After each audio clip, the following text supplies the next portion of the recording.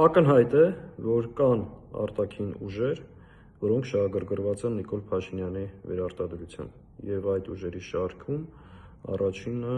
Ադրբեջանն է։ Ինչ է կատարում այս օրերին։ Ադրբեջանական բենզինի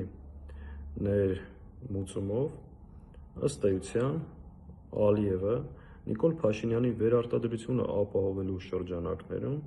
ցուցաբերում է օգնություն եւ աջակցություն եւ էժան բենզինի տեսքով ըստ էության Հայաստանի Հանրապետության քաղաքացիներին բաժանում է ընտրակաշառք։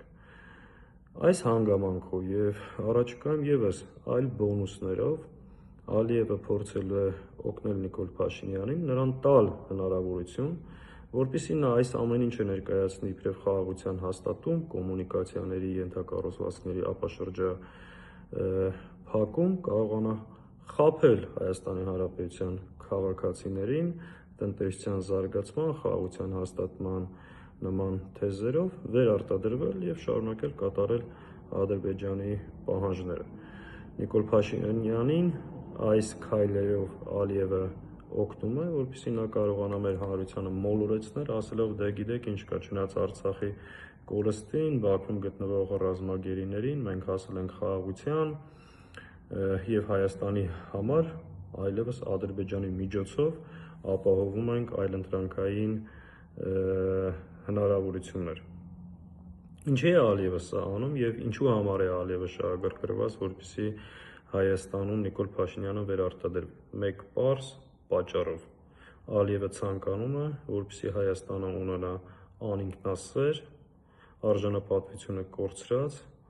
իր պահանջները շարունակ կատարող խամաչիկ կառավարություն իդեմս Նիկոլ Փաշինյանի։ Իսկ ՔՊԱ-ականների եւ նրանց խոսափողների թեզերը, թե այլևս Հայաստանը ապահովում է այլընտրանք պարենային ռազմավարական ապրանքների տեսքով ցորեն, բենզին եւ այլն Ադրբեջանի միջոցով, ես կարծում եմ իրենք այդքան հիմար չեն, որ հավատում են հնարավոր է Ադրբեջանը Հայաստանի պարենային անվտանգության, տնտեսության զարգացման, կարևոր ապրանքների ներկրման իմաստով դառնալ այլընտրանք։ Այս ամեն ինչը անում են Ադրբեջանի